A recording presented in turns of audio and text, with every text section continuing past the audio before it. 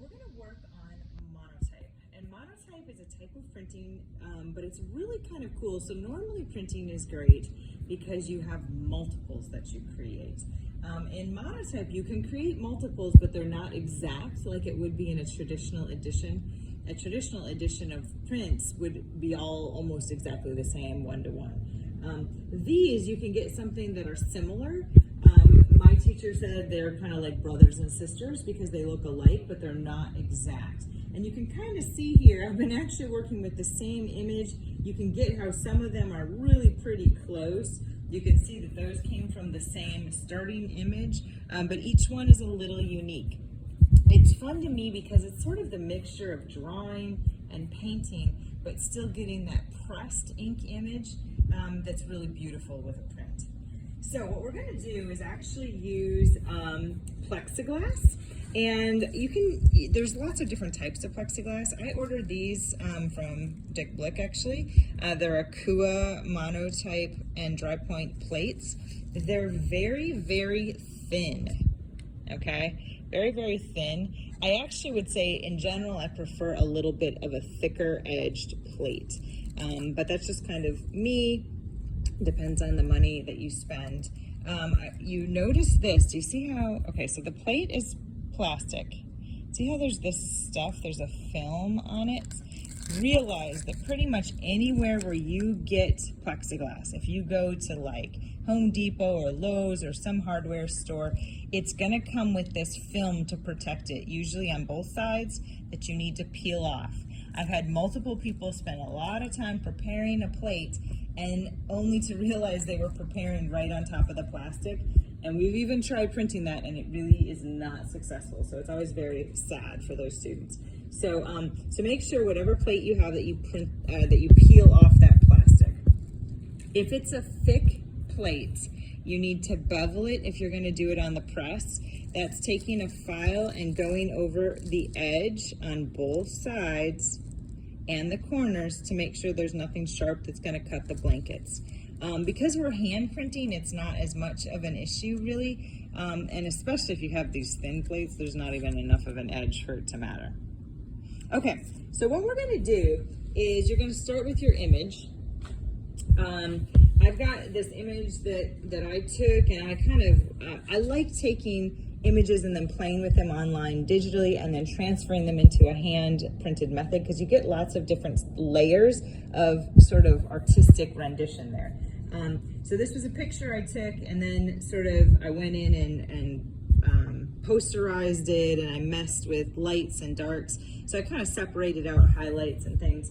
And then I enlarged it because it was a small picture. I enlarged it to the size of the plate I was using, or actually in this case, it's almost just a little bit over the edge, which is fine, okay? I'm going to use this plate, and if you look, you can kind of see, if I hold it on a white background, I think you can see that I've used this plate before. What's also cool, this is with Monotype, it leaves this bit of a ghosting, so I can see where I've had that image before, which is really kind of nice and beautiful, and I can mess with that, I can add to that, I could decide to alter my image based on what was there because I know exactly where my marks were. Starting with a clean plate is fine as well. You know, I have one that I've used multiple times. I've used with inks and markers and all different things. So the main thing is to make sure the plate you have doesn't have dust on it or hair. Sometimes plexiglass pulls on hair. And you want to make sure this one actually has a bit of almost what looks like a scratch here, but that's not on the side that I'm dealing with. It's on the other side, so it's not on my printing side. A scratch can print and ruin your image, so make sure you're not scratching things. Okay, so I've got my plexiglass, I've got my image, I did all that, I planned all that off screen. I actually also have my paper already cut to size, and I have my registration method ready, and right now, as we are doing this, my paper is soaking. So all that I've done off screen in the background, printing is it's some steps. So now I'm going to deal with my image. I'm going to set my plate down, and you're wanting to decide where's your image going to fall on your plate. Okay. Okay, and I've picked the markers I'm going to use. I'm going to go for kind of an analogous color scheme, so they're all very similar colors. I'm going to do this for highlights, and then I'm going to do this for the darks, and this kind of for the midtones. It might not be enough separation. We'll have to see. This is something where name brand matters. I have tried it, and I've had students try it with all different types of markers. Crayola will just give you a better mark. If you use the cheap markers, they tend to leave little like specks. They tend to separate the ink, and a lot of students do not get the image that they want with the cheaper markers. So spring for the little bit expensive Crayola. Okay, now once I've got my image, I'm actually just going to draw right on my plexiglass plate. And so you're going to decide any mark I make will show. If I kind of do an outline, I'll get that line. Nothing is going to soften, nothing's going to squish. So if I color something in, it's going to leave every stroke of my hand. If I hatch it, if I create lines, hatching as little lines next to each other, that will show as well. So here I'm doing a nice, just solid highlight. So I'm filling it in and trying to get a smooth coverage of my marker. You'll notice here too, I can do a monotype with ink, with traditional printing ink, which is fine. But I like you to see that with printing, there's so many options. There's so many things you can do. And they all have kind of a different look, a different artistic effect. You know, and we're trying to experiment and see what we come up with and what we enjoy and what we can create into better and interesting art. I'm gonna do some of my other little highlights here.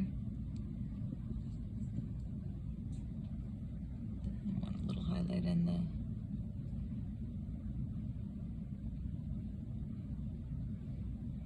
and of course I'm not restricted to what's here. I can draw anything I want. I put in a few highlights that weren't actually visible, but I decided I wanted. I'm gonna do some, what did I say here, which was dark? I think I was doing this dark. Okay, my cameraman remembers. I'm making sure to not, although if I move, I guess I can adjust because I've got my image underneath.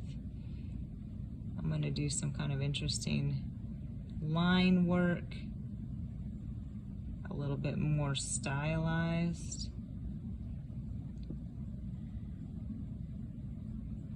And I'll just continue to draw and fill in and get this all filled in the way I want.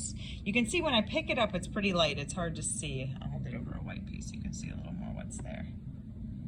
But I'll go back and deal with this image, and then we'll talk about printing.